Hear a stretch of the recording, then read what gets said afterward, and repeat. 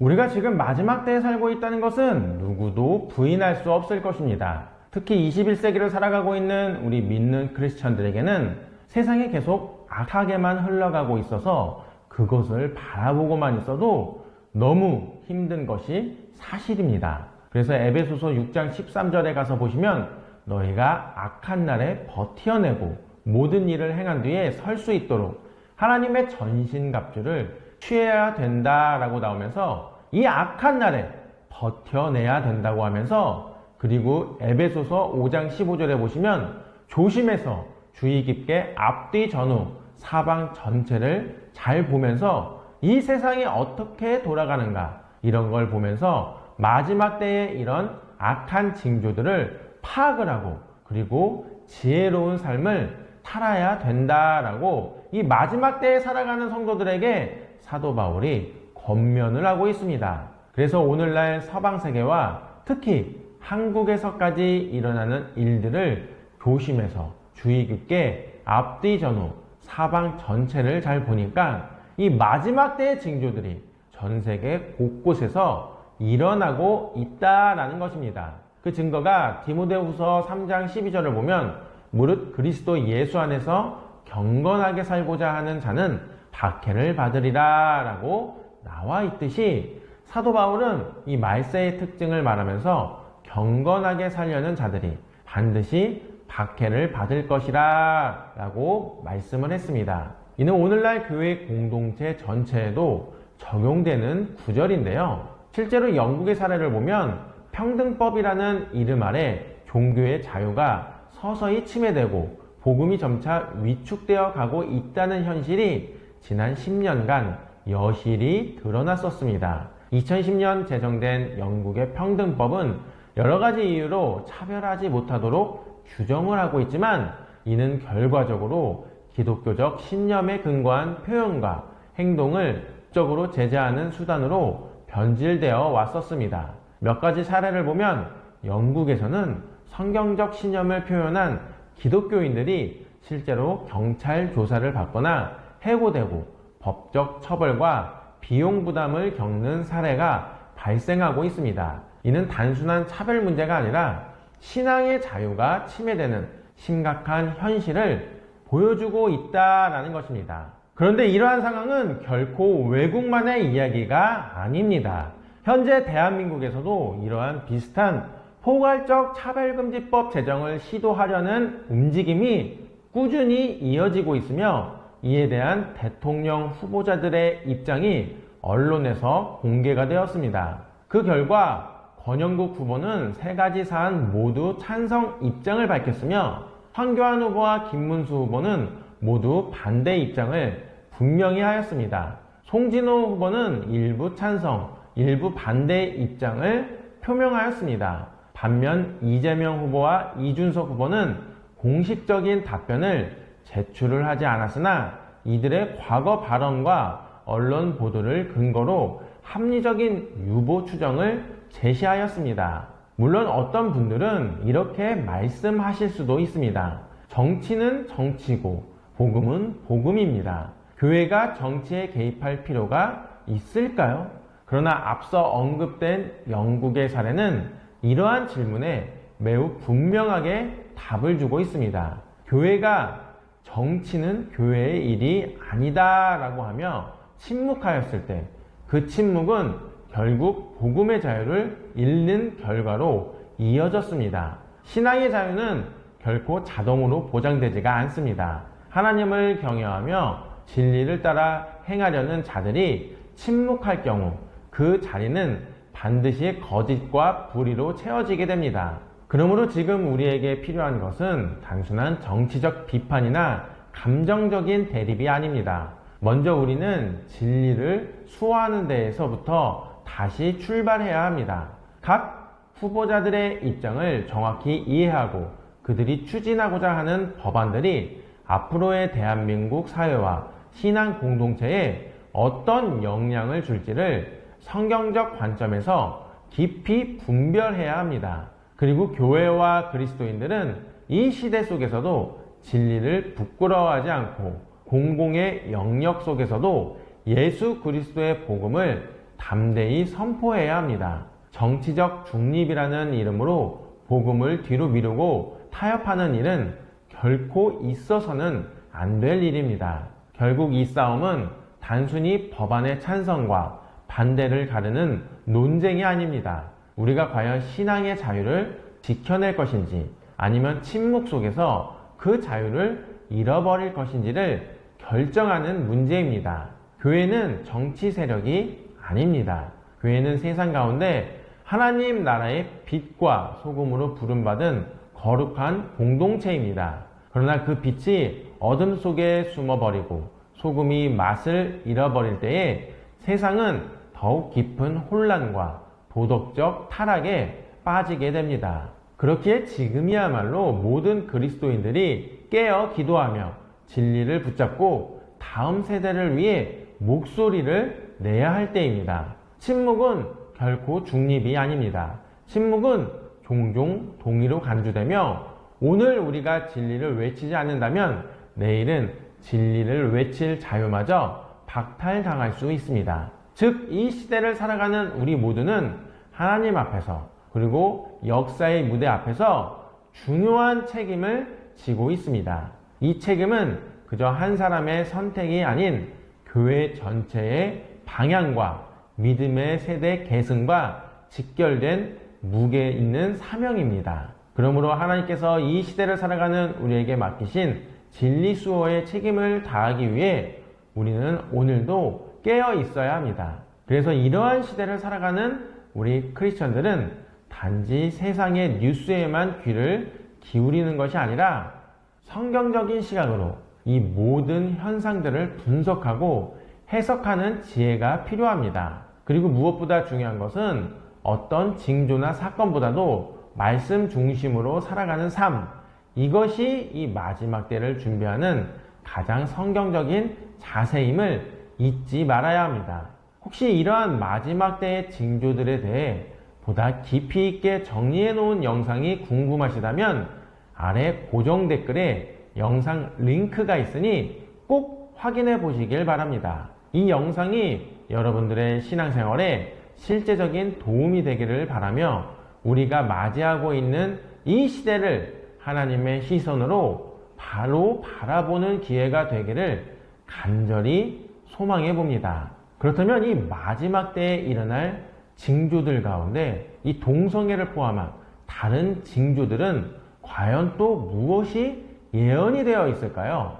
그리고 그 예언된 말씀이 실제로 우리가 사는 이 세상에서 어떻게 현실화되고 있었을까요? 예수님께서 이 땅에 오셔서 정말 다양한 말씀들을 하셨습니다. 그 중에서도 주제별로 보면 유독 반복해서 강조하신 주제가 두 가지가 있습니다. 첫 번째는 바로 예수님의 재림입니다. 예수님께서 가장 자주, 가장 강조해서 하신 말씀이 바로 내가 다시 오리니 라는 선언입니다. 우리가 이 점을 기억해야 합니다. 그리고 또 하나 예수님께서 자주 언급하신 주제가 있는데 그것은 바로 지옥입니다. 지옥의 실제성 그리고 그곳의 두려움에 대해 분명하게 여러 차례 말씀을 하셨습니다. 하나님께서 직접 언급하신 내용이니 예수님의 재림과 지옥의 존재는 확실하다고 우리는 믿을 수 있습니다. 그래서 베드로후서 1장 12절부터 15절 말씀에 보면 사도 베드로가 자신의 생의 마지막을 앞두고 전한 유언 같은 말씀 속에 그 답이 나옵니다. 13절을 보면 이 장막에 있는 동안 곧 이 육체를 입고 살아가고 있는 동안에 성도들에게 진리를 기억하게 하여 깨우치는 것이 중요하다고 말합니다. 이 깨운다는 표현은 무언가 감춰 있는 것 혹은 식어 있는 것에 다시 생기를 불어넣는 행위입니다. 마치 꺼져가는 불에 다시 바람을 불어 불씨를 되살리는 것처럼 말이지요. 그런데 이 마지막 때에 우리 믿는 크리스천들은 깨울 수 있는 유일한 방법이 무엇이냐? 바로 재림에 대한 소망을 다시 한번 흔들어 깨우는 것이다 라는 것입니다. 그렇다면 이 재림에 대한 소망이 어떤 희망을 주는 것일까요? 바로 이것입니다. 예수님은 우리가 예상하는 것보다 훨씬 더 빠르게 다시 오실 수도 있다라는 사실입니다. 이것이야말로 참된 소망이지요. 하지만 많은 분들이 이렇게 반응할지도 모릅니다. 아직은 안 되는데, 예수님이 지금 오시면 곤란한데요. 솔직히 저도 예전에 그렇게 생각했던 적이 많았습니다. 공부도 해야 하고 계획해둔 일들도 많은데 지금 주님이 오시면 어쩌지 하고 말이죠. 그런데 왜 우리가 그렇게 생각하는 것일까요? 결국은 모르기 때문입니다. 무엇을 모르냐고요? 고린도전서 2장 9절에 이렇게 기록되어 있습니다. 하나님께서 자기를 사랑하는 자들을 위하여 예비하신 모든 것은 눈으로 본 적도 없고 귀로 들은 적도 없으며 마음으로 상상해 본 적이 없다. 우리는 유한한 세상에 살고 있기 때문에 하나님이 준비하신 영원한 나라의 기쁨과 영광을 온전히 이해하지 못합니다. 그래서 지금 내 아파트가 있는데요. 이제 막 차를 샀는데요. 우리 애 태어난 지 얼마 안 됐는데요. 이런 현실적인 생각에 매여 재림을 두려워하게 되는 것입니다. 그래서 저도 그 마음이 이해가 됩니다. 저도 그랬으니까요. 하지만 오늘 이 시간 우리의 눈을 들어 더 크고 영원한 소망을 바라볼 수 있기를 바랍니다. 그래서 이 세상에서 우리가 소유하고 누리는 것들이 하나님이 예비하신 것과 비교하면 먼지보다도 못하다는 사실입니다. 그 이유가 무엇입니까? 맞습니다. 성경이 그렇게 말하고 있기 때문입니다. 우리는 성경 말씀 그대로를 믿는 신자들입니다. 성경에 그렇게 기록되어 있다면 우리는 그대로 받아들이고 믿는 것입니다. 하나님께서는 말씀 한마디로 우주 만물을 창조하신 분이십니다. 수많은 별들과 그 안에 존재하는 보석들과 금, 은도 하나님께는 그냥 말씀만으로 존재하게 된 것들입니다. 그런 하나님 앞에서 우리가 집을 마련하고 재산을 모으고 차를 사고 이런 것들에 마음을 빼앗길 이유가 없습니다. 하나님은 필요하다면 금과 다이아몬드도 한순간에 지으실 수 있는 분이십니다. 그러므로 예수님을 믿는다는 것은 이 땅의 가치에 머물지 않고 그런 차원의 하나님의 능력을 신뢰하며 사는 것이라는 사실을 우리는 잊지 말아야 된다는 것입니다. 그래서 오늘 여러분과 나누고 싶은 주제는 바로 이것입니다. 우리가 상상하는 것보다 예수님의 재림이 훨씬 더 가까이 임할 수 있다는 소망입니다. 이런 메시지를 들을 때 우리는 아멘, 할렐루야 라고 반응해야 하는 것입니다. 한 가지 예를 들어 보겠습니다. 1967년 이스라엘이 예루살렘을 되찾았습니다. 이것은 단순한 전쟁의 승리가 아니라 예언 성취의 관점에서 굉장히 중요한 사건이었습니다. 그 이후로 성전터가 회복이 되었고 많은 신자들이 이제 곧 주님이 다시 오실 수 있겠구나 하는 기대를 갖게 되었죠. 그때부터 벌써 반세기가 넘는 시간이 지났습니다. 그러면 주님의 재림은 그때보다 지금이 더 가까워진 것 아닙니까? 그 사실만으로도 우리는 감사해야 합니다. 베드로전서 3장 15절에 보면 이런 말씀이 있습니다. 너희 마음에 그리스도를 주로 삼아 거룩하게 하고 너희 속에 있는 소망에 대해 묻는 자에게는 항상 온유와 두려움으로 대답할 것을 준비하라.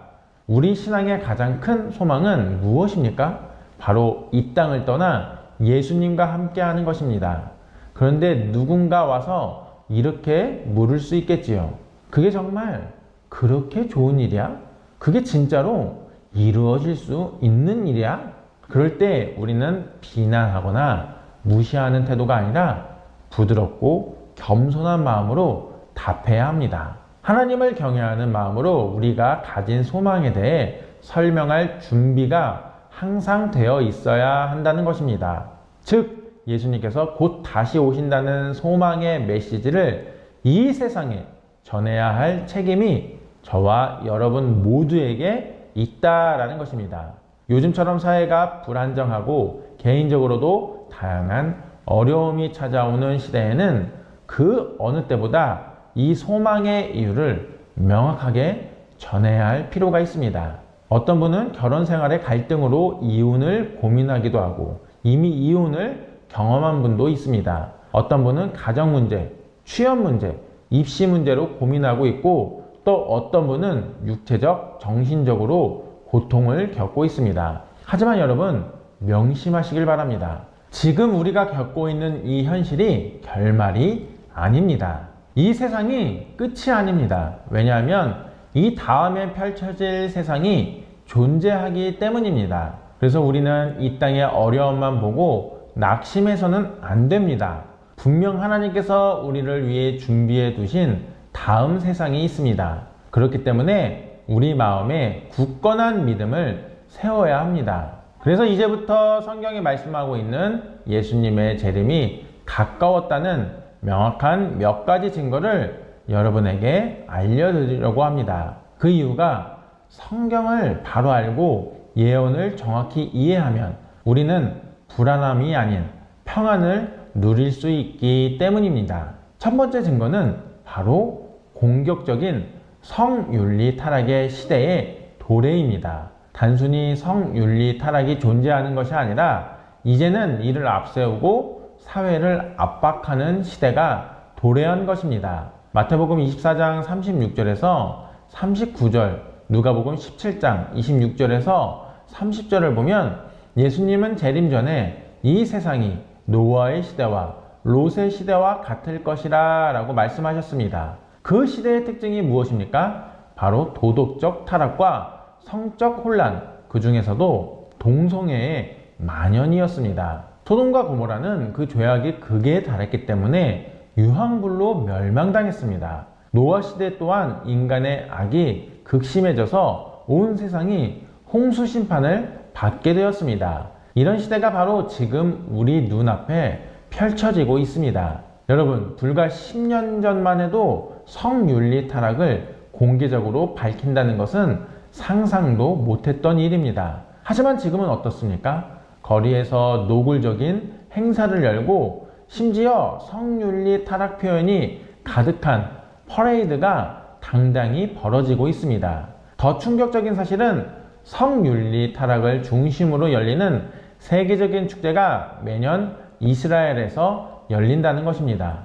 바로 이스라엘의 최대 도시 중 하나인 텔 아비브에서 매년 수십만 명이 모여 퍼레이드를 벌이고 있습니다. 최근 기사에 따르면 올해는 약 30만 명이 모였다고 합니다.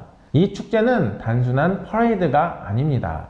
우리가 구약 성경을 보면 하나님께서 가장 강하게 심판하신 죄가 바로 이러한 것들입니다. 이것들 때문에 노아의 시대에 인류가 멸망을 했고 소돔과 고모라가 불심판을 받았으며 가나안 족속들까지도 진멸하라는 명령을 받았던 것입니다. 그렇다면 오늘날 이러한 현상이 전 세계적으로 그리고 이스라엘 중심으로 벌어지고 있다는 사실은 단순한 사회 현상이 아니라 성경이 말하는 재림의 징조라는 점에서 우리는 반드시 주목해야 된다라는 것입니다. 두 번째 징조로는 인간의 수명이 계속해서 연장이 되고 있다는 점입니다. 과학과 의학의 발전으로 이제는 80세를 넘어 100세 시대를 바라보는 세상이 되었습니다. 이는 단순한 건강의 문제가 아니라 인간이 하나님께서 내리신 한계를 뛰어넘으려는 도전입니다. 다니엘서 12장 4절에는 이렇게 기록되어 있습니다. 다니엘아, 마지막 때까지 이 말씀을 간직하고 이 책을 봉인하라. 많은 사람들이 왕래할 것이며 지식이 더욱 더해질 것이다. 그런데 오늘날 이 말씀처럼 기술과 지식이 폭발적으로 증가하고 정보가 전 세계를 넘나드는 시대가 도래했습니다. 이는 곧 마지막 때를 향한 준비의 한 증거가 되고 있다라는 것입니다. 자, 그렇다면 지금 우리가 살고 있는 이 시대와 이런 성경적 예언들이 실제로 어떤 관련이 있을까요? 여러분이 누군가에게 이 시대의 흐름을 설명하려고 할 때 무엇을 어떻게 말해야 할지 구체적으로 이해할 수 있어야 합니다. 노아의 시대를 들어보면 사람들의 죄악이 하늘에 닿을 정도로 가득 찼습니다. 하나님은 결국 홍수를 보내시기로 결심하시고 노아와 그의 가족 8명을 제외한 전 인류를 심판하셨습니다. 온 세상이 물에 잠겨 멸망했고 이 8명을 통해 인류의 새로운 역사가 시작되었습니다. 하나님은 사람들에게 땅 위로 퍼져나가라 라고 명령하셨지만 그들은 하나님께 순종하지 않았습니다. 창세기 11장에서 보면 사람들이 시나일 땅에 모여 우리가 흩어지지 않도록 하자라며 스스로를 위해 바벨탑을 세웠습니다. 이것은 명백히 하나님의 명령에 반하는 행위였습니다. 그래서 하나님께서는 그들의 언어를 혼잡하게 만드셔서 의사소통이 되지 않게 하셨고 결국 그들은 말이 통하는 자들끼리 흩어져 전 세계로 퍼져나갔습니다. 그렇게 해서 인류는 다양한 언어와 문화로 나뉘게 되었고 하나님은 각 민족이 거주할 지역, 즉 경계를 정해주셨습니다. 사도행전 17장에 따르면 하나님은 사람들이 함께 모여서 교만해지거나 하나님을 대적하지 않도록 민족과 언어를 나누시고 경계를 설정하신 것이라고 말하고 있습니다.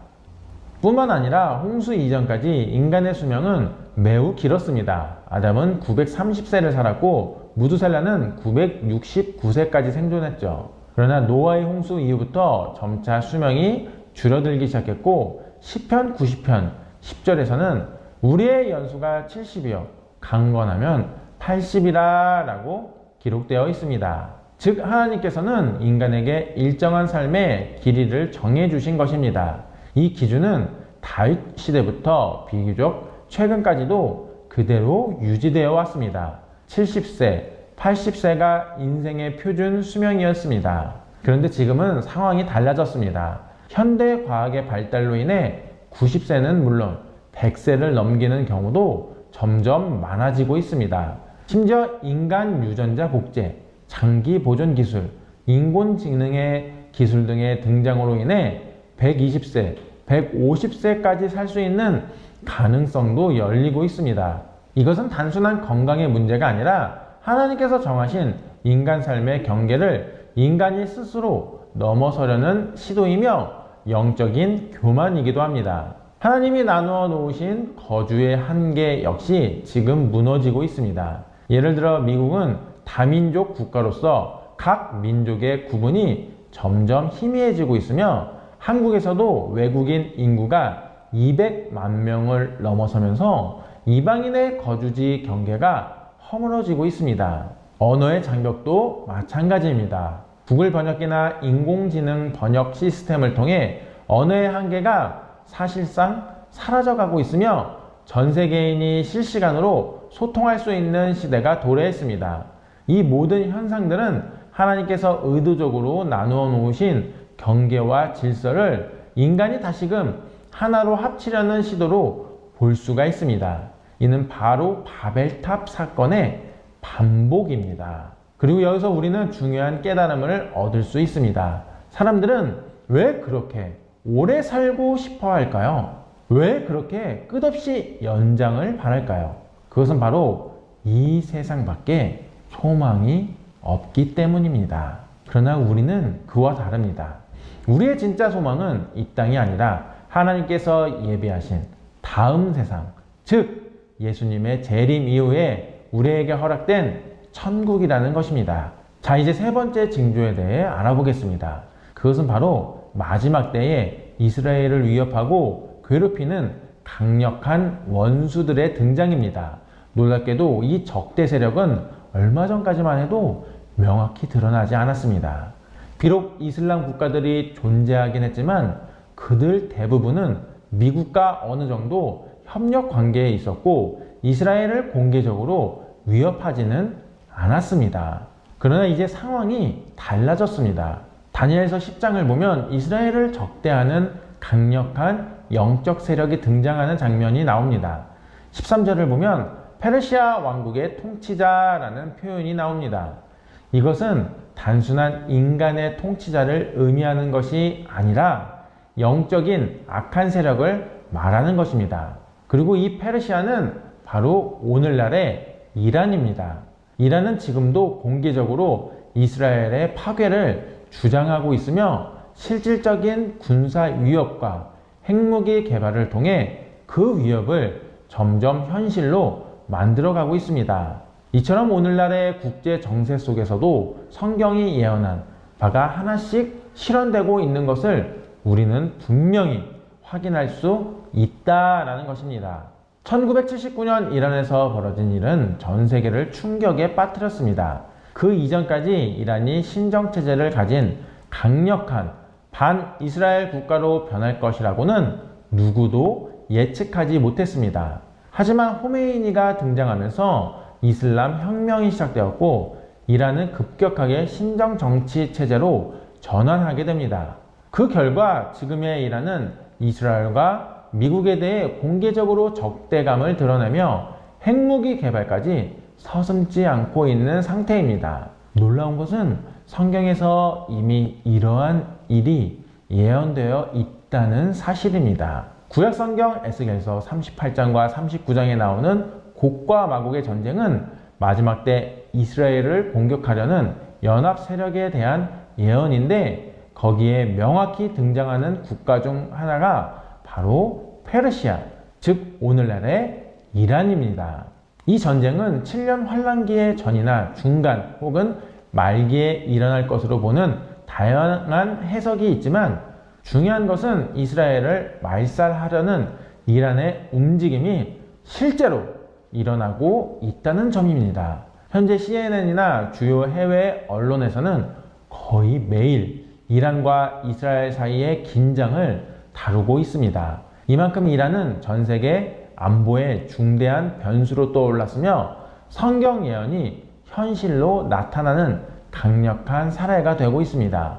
이것이 바로 세 번째 징조입니다. 이스라엘을 향한 적대 국가, 특히 페르시아, 곧 이란의 등장이 그 징조라는 것입니다. 이제 네 번째 징조로 넘어가 보겠습니다. 이는 아마 여러분이 너무도 잘 아는 사실일 겁니다. 바로 이스라엘이라는 나라 자체입니다. 예수님의 재림과 관련하여 가장 분명하고도 중대한 징조는 바로 이스라엘 국가의 회복입니다. 1948년 5월 이스라엘은 역사상 전무후무한 방식으로 하루아침에 독립국가로 선언되었습니다. 이 일은 이사야서 66장 8절에 예언되어 있는데 누가 이런 일을 들었느냐?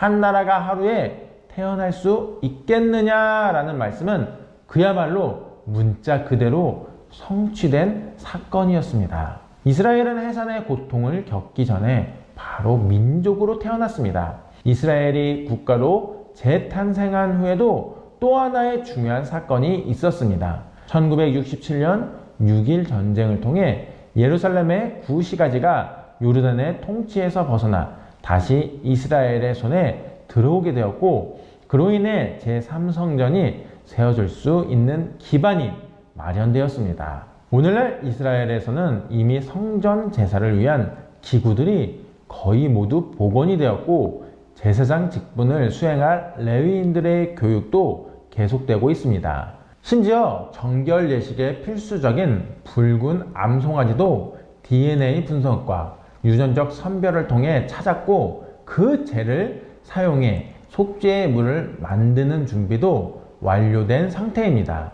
이 모든 과정은 오직 하나의 목적을 향하고 있습니다.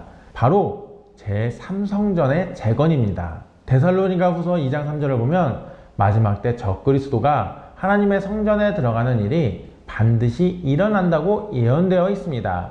또한 요한계시록 11장에서도 성전이 이방인들에게 짓밟힐 것을 말하고 있습니다. 이 말은 곧 성전이 반드시 존재해야 함을 의미하며 지금 이스라엘에서는 그것을 향한 모든 준비가 거의 마무리되어 가고 있습니다. 예수님께서 언제든지 다시 오실 수 있는 환경이 이미 조성되었다는 것입니다. 이제 다섯 번째 징조로 넘어가겠습니다. 다섯 번째는 데살로니가 후서 2장 3절에 기록된 배도 현상입니다. 많은 이들이 기대하는 것처럼 예수님의 재림이 가까워질수록 대부흥이 일어날 것 같지만 성경은 그와 반대의 현상이 나타난다고 말합니다. 즉 대거 하나님을 떠나는 일이 벌어진다는 것입니다. 그렇다면 여러분, 앞으로는 진정으로 믿음을 지닌 사람들을 찾기가 쉬워질까요?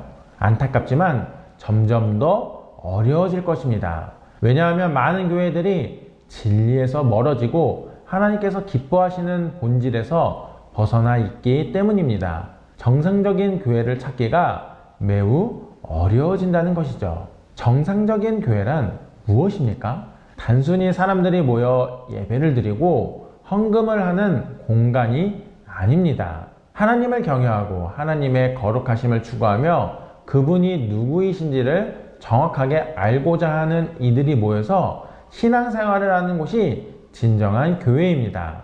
하지만 지금의 많은 교회들은 사랑이라는 이름 아래 세상의 가치관을 무비판적으로 받아들이고 있습니다. 복을 쫓고 물질적 번영을 강조하며 마치 교회에 다니기만 하면 인생이 형통해질 것이라는 기복신앙을 조장하는 곳이 되어버렸습니다. 그것은 결국 하나님이 아닌 돈을 섬기는 신앙으로 전략한 것입니다. 데살로니가후서 2장 3절에서는 이렇게 경고합니다. 누구든지 어떤 방법으로든 너희를 미혹하지 못하게 하라. 먼저 배도의 일이 일어나고 그 다음에 멸망의 아들이 나타날 것이다.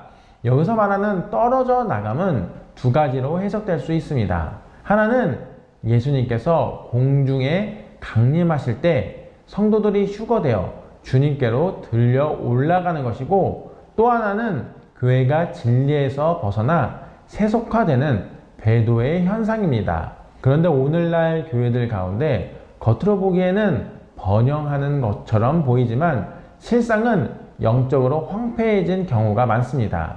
예배는 드려지지만 하나님이 없는 예배, 진리의 말씀이 사라진 설교가 만연한 곳이 많아졌습니다. 이런 교회들이 적그리스도의 등장을 위한 무대가 되고 있다는 것을 우리는 알아야 합니다. 데살로니가후서 2장 7절을 보면 불법의 비밀이 이미 활동하고 있다라고 기록되어 있습니다. 단지 지금은 그것을 막고 있는 조제가 있을 뿐이고, 그가 제거되면 그 뒤에 불법한 자, 적그리스도가 등장한다고 되어 있습니다. 이 사악한 자는 사탄의 권능을 힘입어 기적과 이적을 보이며 사람들을 속일 것입니다. 그렇다면 적그리스도가 등장했을 때 사람들이 왜 그를 따르게 될까요? 이미 많은 교회들이 신비주의, 은사주의, 신사도 운동에 깊이 빠져 있기 때문입니다. 기적을 쫓고 표적을 기대하며 감정에 취한 집회들이 넘쳐납니다. 뒤로 넘어지는 현상이나 황금가루, 금리빨, 장풍 같은 과장된 행위들을 하나님께서 주신 표적이라고 착각하며 따르는 사람들이 있습니다. 이것은 명백히 성경과 동떨어진 모습입니다. 이들은 결국 적그리스도가 나타날 때 가장 먼저 미혹될 자들입니다. 왜냐하면 이미 그와 같은 방식에 익숙해져 있기 때문입니다. 말씀 중심, 진리 중심, 성경을 펴놓고 공부하며 하나님의 뜻을 진지하게 구하는 교회는 점점 외면당하고 있습니다. 말씀이 이렇습니다 라고 설교하는 곳은 조용하고 사람이 적지만 감각적이고 자극적인 예배, 요란한 집회에는 수많은 사람들이 몰립니다. 이것이 바로 성경이 말하는 배도의 현실입니다. 이미 수많은 교회들이 영적 혼미에 빠졌고 사람들은 교리나 성경의 진리를 우습게 여기며 신앙생활을 감정과 체험으로 대체해버렸습니다.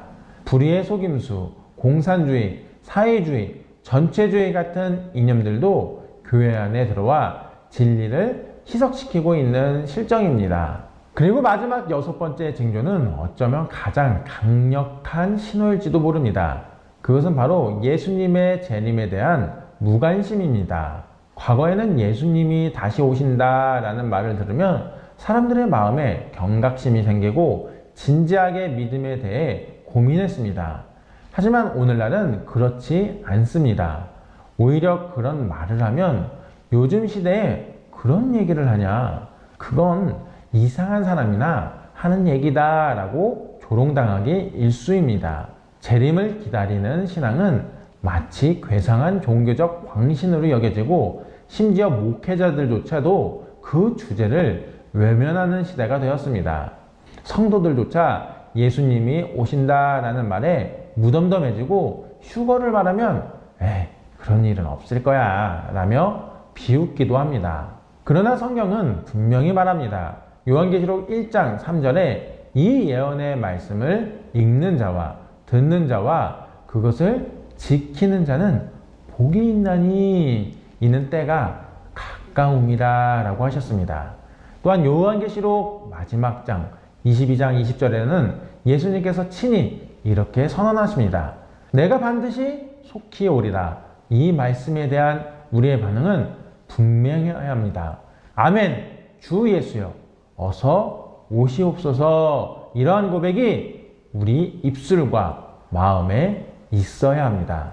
그리고 이 고백을 하는 이들에게 요한계시록의 마지막 구절은 이렇게 축복을 합니다. 우리 주 예수 그리스도의 은혜가 너희 모두와 함께 있기를 원하노라. 아멘. 이 말씀을 기억하며 다시 오실 예수님을 향한 기대와 믿음을 굳게 붙들고 살아가는 저와 여러분들이 되기를 간절히 소망해 봅니다. 그래서 이것이 복음의 본질입니다. 성경에서는 예수 그리스도를 믿는 자들에게는 영원한 생명을 주셨다고 분명히 약속해 주셨습니다. 그래서 이것을 믿는 우리 크리스천들은 오직 예수, 오직 믿음, 오직 하나님께 영광을 올려드려야 된다는 것입니다. 그렇다면 마지막 때를 살아가는 크리스천으로서 하나님께 영광 올려드리는 삶은 과연 어떤 삶일까요? 성경에 보면 예수님께서도 종말의 때에 주님이 직접 임금으로서 인류를 심판하시는데, 이에 관련해서 마지막 때의 의인들은 예수님께서 줄일 때 그들이 먹을 것을 주었고, 목마를 때 마시게 했으며, 나그네 되었을 때 영접하고, 헐벗었을 때 옷을 입혔으며, 병들었을 때 돌보고, 옥에 갇혔을 때 찾아와 주었다고 말씀하십니다. 이에 사람들은 마지막 때의 의인들이 언제 예수님께 그런 선행을 했는지 묻습니다. 그러자 예수님은 내 형제 중에 지극히 작은 자 하나에게 한 것이 곧 내게 한 것이라며, 도움이 필요한 지극히 작은 자들에게 베푼 사랑과 자비가 곧 예수님께 한 것과 같다는 중요한 가르침을 주십니다. 이로써 예수님은 주변의 어려운 이웃사랑의 중요성과 구제의 의미를 마지막 때에 살아가는 성도들에게 강조하시고 있다는 것입니다. 그래서 저희 메시지아도 매주 유튜브 수익금과 후원금으로 발달장애인 직업시설 작업장에 일주일에 한 번씩 구제 봉사를 하고 있습니다. 이곳은 장애인 직업재활시설로서 발달장애인분들이 근무하시는 일터이기도 한데요. 점심시간에는 30분 정도가 조별로 나누어서 밥을 해 드시더라고요. 그래서 매주 식사 이후에 맛있는 간식을 드시면 좋을 것 같아서 후원을 하고 있습니다. 다행히도 매주 드린 간식이 너무 맛있었다고 연락을 주셔서 정말 감사하더라고요. 이 모든 것이 주님의 은혜이고, 마지막 때를 살아가는 크리스천으로서 예수님께서 직접 말씀해 주셨던 지극히 작은 자에게 한 것이 곧 나에게 한 것과 동일하다라는 말씀을 계속 실천하게 되어서 너무 감사하더라고요. 혹시 이 일에 동참하시고 싶으신 분들은 고정 댓글에 정보를 달아 놓았으니 참여하고 싶으신 분들은 같이 하시면 좋을 것 같습니다. 결론을 맺으면 마지막 때를 살아가고 있는 지금 우리 크리스천들은 오직 예수, 오직 믿음, 오직 하나님께 영광 올려드림으로 말미암아 참된 믿음의 삶을 살아가게 되길 간절히 소망해 봅니다. 예수님의 말씀 함께 전하네, 예수님의 사랑 함께 느끼네. 그대가 지쳤을 땐 함께 마음 나누고, 그대가 쓰러질 땐 함께 어깨를 내어주지. 함께 후원의 메시지야, 함께 동참해 주 사랑, 함께 찬양해 주 예수 말씀을 행해요. 예수님의 말씀 함께 전하네, 예수님의 사랑 함께 느끼네. 그대가 아파할 땐 함께 온 길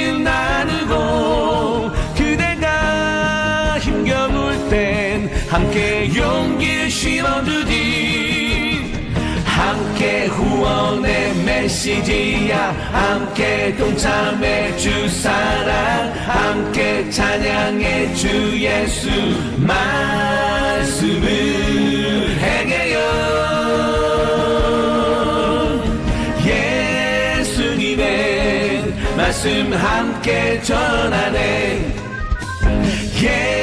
예수님의 사랑 함께 느끼네 그대가 병자일 때 우린 벗이 돼주고 그대가 어둠일 때 우린 눈이 되어주지 함께 후원의 메시지야 함께 동참해 주 사랑 함께 찬양해 주 예수 말씀을 행해요 예수님의 말씀 함께 전하네 예수님의 사랑 함께 느끼네